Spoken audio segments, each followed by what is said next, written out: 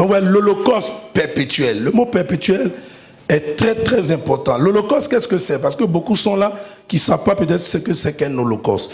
Un Holocauste, c'est simplement un sacrifice. C'est un sacrifice de l'Ancien Testament dans lequel on prenait un animal. Donc l'animal devient la victime. Donc la victime est prise captivement et puis on la met là, sur le feu. Et puis on va dire, dans notre langage d'aujourd'hui, on y fait un barbecue. Sinon, on y fait un braisoir. Et puis, on braise l'animal. Ça veut dire que tout l'animal, avec tout ce qu'il contient, tout ce qui est lié à l'animal passe par le feu. C'est ce qu'on appelle l'Holocauste. Donc, l'Holocauste, c'est une sorte d'offrande, mais une offrande très supérieure. Une offrande élevée. Une offrande d'un grand prix. Une offrande d'une grande valeur. Une offrande qui exprime la souffrance. L'Holocauste, c'est ce que ça veut dire. C'est une offrande que Dieu réclame, qui doit passer par une souffrance, qui doit passer par un paroxysme de souffrance, qui doit passer par une épreuve, qui doit passer par des difficultés. C'est ça, une offrande qui coûte aux yeux de Dieu. Et ça, l'Holocauste représentait déjà ce que Christ viendrait faire à la croix, mais comment il souffrirait.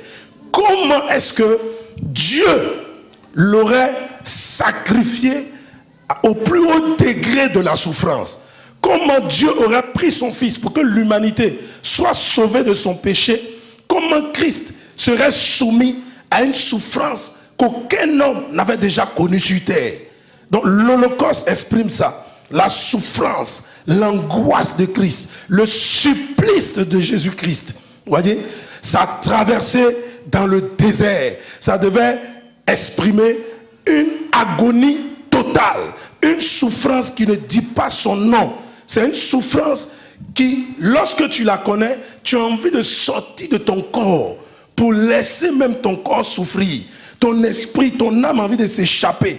Tellement il n'y a pas plus terrible souffrance que ce qu'on appelle l'offrande supérieure, qu'on appelle l'Holocauste. Quand l'animal passe par le feu, l'animal est consumé entièrement par le feu. Et de là se dégage une bonne odeur qui monte à Dieu.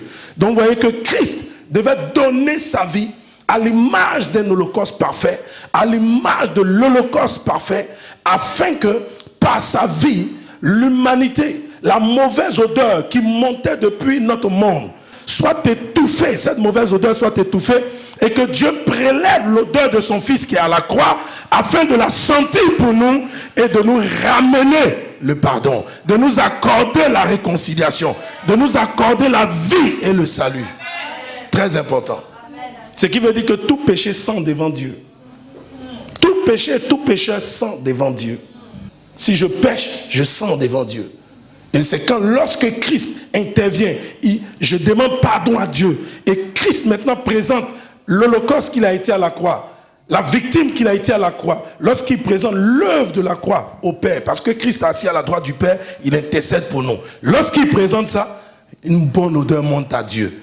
Alors l'odeur de mon péché est étouffée. L'odeur du pécheur que je suis est étouffée. Et c'est l'odeur de Christ que Dieu prélève pour m'accorder le pardon et le salut de mon âme. Donne-moi un bon amen. Il est important que vous compreniez ces choses. C'est un mécanisme divin pour que nous soyons sauvés.